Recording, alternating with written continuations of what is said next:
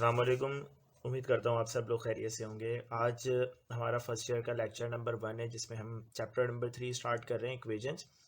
Equations basically हमारे पास एक ऐसी अरेंजमेंट होती है या एक ऐसा कलेक्शन होता है जिसमें दो एक्सप्रेशन एक दूसरे के इक्वल हो जाएं, जिसमें साइन ऑफ इक्वालिटी मौजूद हो। एक्सप्रेशन बेसिकली हमारे पास क्या है? एक्सप्रेशन हमारे पास कॉम्बिनेशन ऑफ टर्म्स होगा। इसको एग्जाम्पल के थ्रू हम आसानी से समझ सकते हैं। लेट सपोज हमारे पास कुछ इस तरीके की अरेंजमेंट है, 2x² + y = 3। अब इसमें आपको यहाँ पर 2x² y और 3 ये कुछ आपको अलग अलग कुछ टर्म्स नज़र आ रही हैं।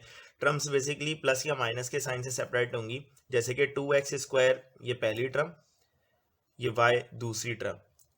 इस इक्वल के लेफ्ट हैंड साइड पर जो एक्सप्रेशन यहाँ पे मौजूद है, यानी कि जो कॉम्बिनेशन यहाँ पे मौजूद है टर्म्स का, उसके अंदर ये फर्स्ट टर्म है, ये सेकंड टर्म है। इस टर्म के अंदर हमें वेरिएबल नज़र आ रहा है x। इस वेरिएबल के साथ ये नंबर लिखा हुआ है 2, इसको हम कोफिशिएंट कहेंगे। ये हमारे पास वेरिएबल है, इस वेरिएबल की पावर है 2। ये y एक अलहदा टर्म और इक्वल के बाद एक दूसरी एक्सप्रेशन जिसके अंदर सिर्फ एक ही टर्म है 3। मे भी पॉसिबल यहाँ पे +y² लिखा हुआ होता, तो हम कहते हैं इक्वल की दूसरी साइड पे जो एक्सप्रेशन है उसके अंदर दो टर्म है, एक 3 और दूसरी टर्म है y²। तो ये बेसिकली हमारे पास इक्वेशंस होती हैं। तो इक्वेशंस हमारे पास क्या है? जब दो एक्सप्रेशन एक दूसरे के इक्वल हो जाएं, एक्सप्रेशन क्या होंगी? टर्म्स का कॉम्बिनेशन होंगी। टर्म्स कोई वेरिएबल हो सकते हैं, कोई वेरिएबल जिसके साथ नंबर लिखा हुआ हो जिसको हम कोफिशिएंट कहते हैं वो हो सकती है, या फिर कोई एक कांस्टेंट नंबर भी हो सकता है। समटाइम्स हम देखते हैं कि अगर हमारे पास कुछ ऐसी एक्सप्रेशन लिखी हुई हो, सॉरी इक्वेशन लिखी हुई हो, x + y = 0, तो ये जो 0 है ये भी हमारी एक्सप्रेशन है। क्यों? क्योंकि 0 को अगर मैं एक्सप्रेशन कह रहा हूँ तो एक्सप्रेशन तो टर्म्स पे कंसिस्ट होती है, तो 0 भी हमारी एक टर्म होगी। तो हम कहेंगे ये जो एक्सप्रेशन है वो सिर्फ एक ही टर्म पे कंसिस्ट है जो कि 0 है। और ये जो लेफ्ट हैंड साइड पे हमें एक्सप्रेशन नज़र आ रही है इसके अंदर दो टर्म्स हैं, एक x और दूसरा y। तो बेसिकली ये हमारे पास इक्वेशंस हैं। इस चैप्टर में जो हमें इक्वेशंस पढ़नी है उसके अंदर हमारे पास लीनियर इक्वेशंस हैं और क्वाड्रेटिक इक्वेशंस हैं। अब लीनियर इक्वेशंस क्या होती हैं? लीनियर इक्वेशंस हमारे पास क्या होंगी? जिनकी डिग्री 1 होगी। लेट सपोज हमारे पास एक इक्वेशन है x + y = 6। इसमें हम देख सकते हैं कि यकीनन दो वेरिएबल हैं, एक x और दूसरा y, और इक्वल की दूसरी साइड पर आपको 6 नज़र आ रहा है जो कि कांस्टेंट नंबर है। यहाँ पे x की पावर आप देखें तो 1 है, y की पावर भी आप देखें तो 1 है। यहाँ पे टर्म्स की टोटल हाईएस्ट पावर आपको 1 नज़र आ रही है, तो इस इक्वेशन की जो डिग्री होगी आप कहेंगे degree of this equation is 1। अच्छा, एक और एग्जांपल कंसीडर करते हैं। यहाँ पे हम कहते हैं xy + 2z = 0। अब यहाँ पे अगर हम डिग्री चेक करें तो x की पावर 1, y की पावर भी 1, z की पावर भी 1। तो अगर आप ये कॉन्सेप्ट ध्यान में रखेंगे कि जो वेरिएबल की पावर होगी हाईएस्ट पावर वो डिग्री है, नहीं, आपने टर्म की टोटल हाईएस्ट पावर देखनी है। ये एक टर्म है, प्लस का साइन आपको दिख रहा है, और ये x और y मल्टीप्लाई हो रहे हैं, तो मल्टीप्लिकेशन अगर हो रही है दो वेरिएबल्स के दरमियान में तो वो एक ही टर्म कंसीडर होते हैं। तो एक्स वाई एक टर्म है। अब इस टर्म की टोटल पावर आप करें 1 + 1 हमारे पास 2 हो जाएगा, और यहाँ पे z की पावर 1, तो हाईएस्ट पावर आपको 2 दिख रही है, आप तो कहेंगे कि इस इक्वेशन की डिग्री 2 है। ठीक है, इसका मतलब ये हुआ कि ये लीनियर इक्वेशन नहीं है। इसी तरीके से अगर मैं लिखता हूँ 4² 16 होता है, लेकिन मैं लिख रहा हूँ 4² + y = 6। अब मैं अगर आपसे इस इक्वेशन की डिग्री पूछूं तो आप यहाँ पे देखेंगे कि x की पावर 1 है। आप ऐसा नहीं करेंगे कि 1 + 2 को 3 कर दें, कांस्टेंट की पावर को आपने कंसीडर नहीं करना, सिर्फ और सिर्फ आपने वेरिएबल्स की पावर कंसीडर करनी है। तो यहाँ पे 1 और यहाँ पावर 1, तो यहाँ पे आप डिग्री कहेंगे 2। लेकिन अगर इससे पहले वाली एग्जांपल आप देखें तो वहाँ मैंने दोनों की पावर ऐड करी, क्योंकि दोनों ही वेरिएबल थे x और y। अगर ये 4 नहीं होता, अगर ये कोई कांस्टेंट नंबर नहीं होता, यहाँ पे कोई वेरिएबल लिखा हुआ होता, तो मैं यकीनन पावर ऐड करता और कहता ये है टर्म की टोटल हाईएस्ट पावर। लेकिन यहाँ पे क्योंकि कांस्टेंट नंबर था इसलिए इसकी पावर को मैंने यहाँ पे कंसीडर नहीं किया। लीनियर इक्वेशन हमारे पास ऐसी इक्वेशन होंगी जिनकी डिग्री 1 होगी। 1 से हायर डिग्री आ गई तो वो लीनियर इक्वेशन नहीं है। लीनियर इक्वेशन के मुतालिक कुछ बातें मैं आपको और बता दूं। लीनियर इक्वेशन से बनने वाला ग्राफ जो होगा वो हमेशा एक स्ट्रेट लाइन होगी। एमसीक्यूज में आपसे पूछ सकते हैं, तो आपने याद रखनी है कि स्ट्रेट लाइन ये बनाते हैं हमेशा ग्राफ में। जब भी हम इनको प्लॉट करेंगे एक्स एक्सिस और वाई एक्सिस के दरमियान, तो ये हमेशा एक स्ट्रेट लाइन बनाएंगे। कैसी भी हो सकती है वो स्ट्रेट लाइन, कुछ ऐसे हो सकती है या स्ट्रेट लाइन कुछ ऐसे हो सकती है, कैसी भी स्ट्रेट लाइन होगी, लेकिन एक स्ट्रेट लाइन हमेशा इनका ग्राफ एक स्ट्रेट लाइन होगा। इनकी इनकी जो जनरल रिप्रेजेंटेशन होती है, अगर टू वेरिएबल लीनियर इक्वेशन है, उसकी जनरल रिप्रेजेंटेशन जो होती है, जनरल आप फॉर्म अगर इसकी लिखें, जनरल फॉर्म इसकी होगी a x plus minus b y plus minus c equals to 0। ये जनरल फॉर्म है एक लीनियर इक्वेशन की, जो कि दो वेरिएबल एक्स और वाई पे कंसिस्ट है। एक्स के साथ लिखा हुआ ए या एक्स का कोफिशिएंट होगा, वाई के साथ लिखा हुआ बी y का कोफिशिएंट होगा, और c एक कांस्टेंट नंबर है और इक्वल के बाद 0। तो ये हमारे पास जनरल फॉर्म होगी या स्टैंडर्ड फॉर्म होगी लीनियर इक्वेशंस की। हमारा जो मेन फोकस होना चाहिए वो क्वाड्रेटिक इक्वेशंस पे होना चाहिए। तो क्वाड्रेटिक इक्वेशंस को देख लेते हैं जिनकी डिग्री 2 होती है। क्वाड्रेटिक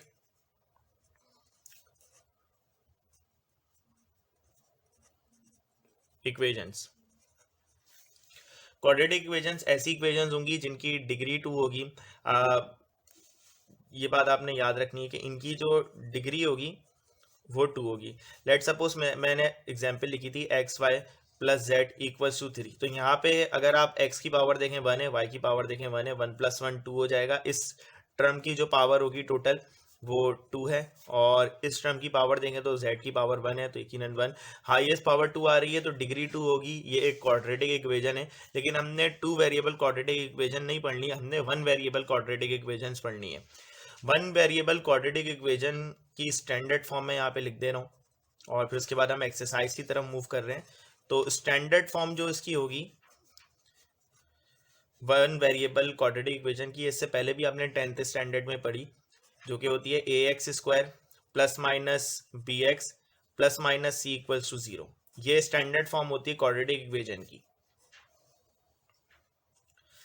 एक्स हमारा वेरिएबल इक्वेशन का एक्स स्क्वायर के साथ लिखा हुआ ए एक्स स्क्वायर का कोफिशिएंट है। एक्स के साथ कोफिशिएंट लिखा हुआ बी है, वो प्लस भी हो सकता है माइनस भी हो सकता है। साथ में कांस्टेंट नंबर है जो प्लस भी हो सकता है माइनस भी हो सकता है। इक्वल्स के बाद 0 है।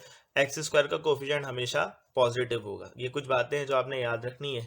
एक्सरसाइज की तरफ मूव करते हैं। 3.1 का क्वेश्चन नंबर 1, एक्सरसाइज नंबर 3.1 को देख लेते हैं। क्वेश्चन नंबर 1 में हमसे कह रहे हैं apply synthetic division method to divide p of x equals to x cube minus x square plus x minus 1। ये हमें पॉलिनोमियल दिया गया है और इसको हमने डिवाइड करना है एक्स माइनस 1 से।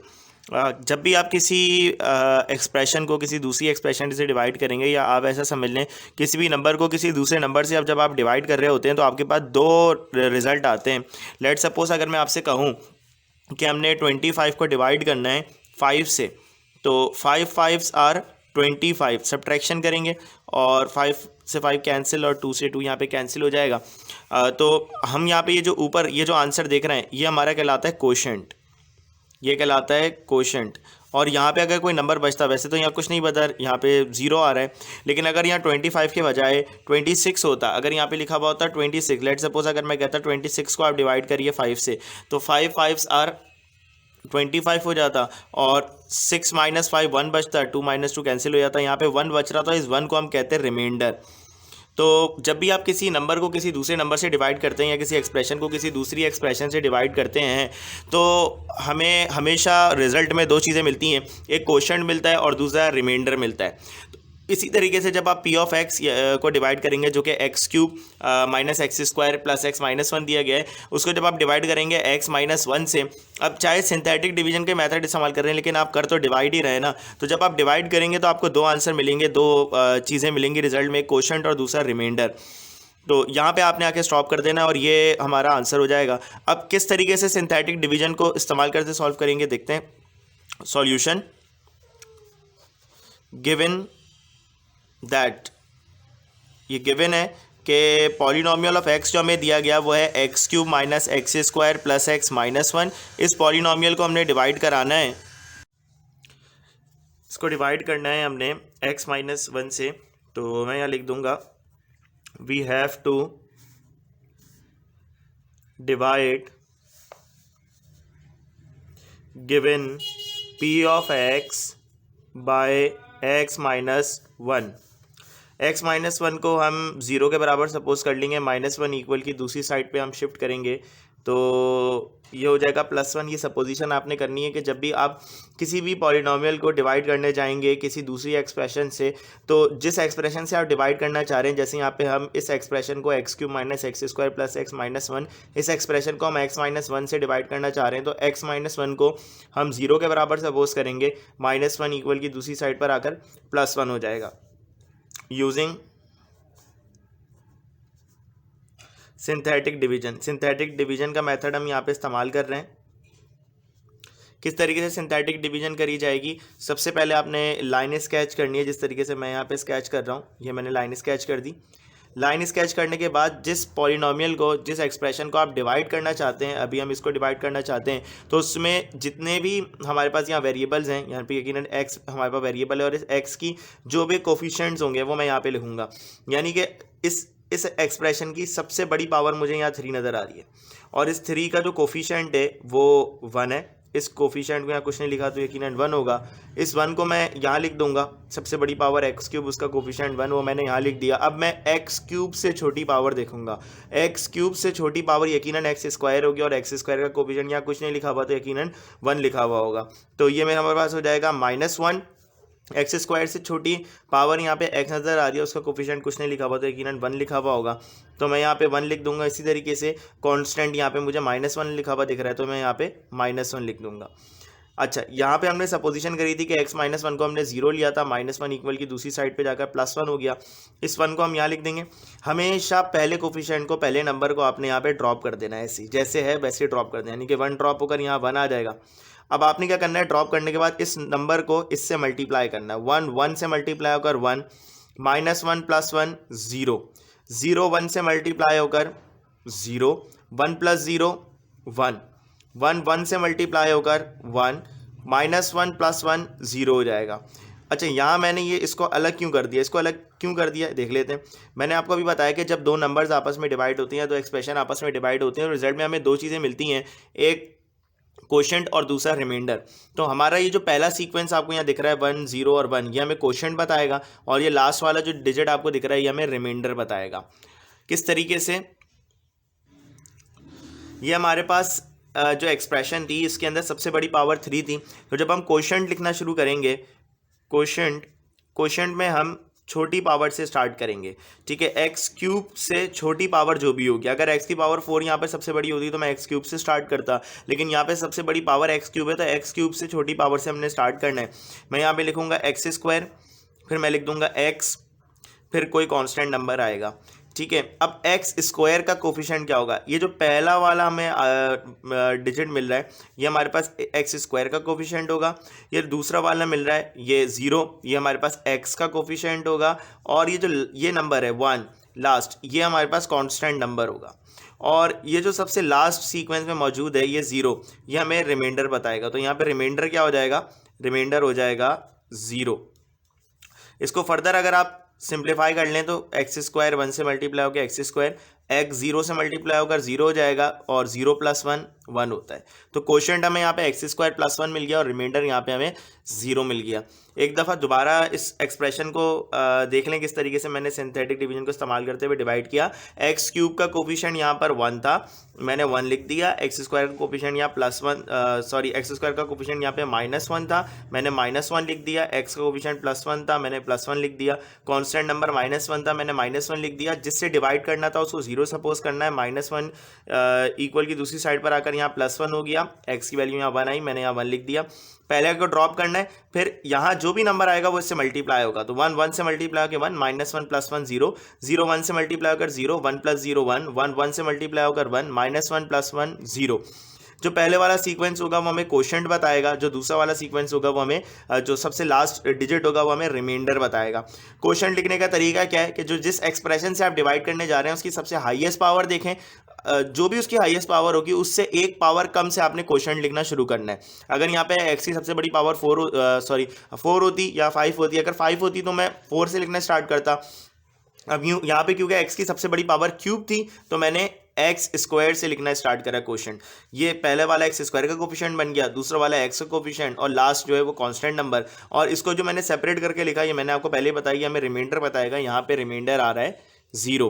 तो यह हमारा क्वेश्चन नंबर 1 का पार्ट नंबर 1 था। फर्दर जो इसके पार्ट्स हैं वो सॉल्व करने की कोशिश करिएगा। नेक्स्ट वीडियो देखिएगा, उसके अंदर मैंने फर्दर पार्ट्स को सॉल्व किया है। कोई कन्फ्यूजन हो तो कमेंट सेक्शन में आप पूछ सकते हैं।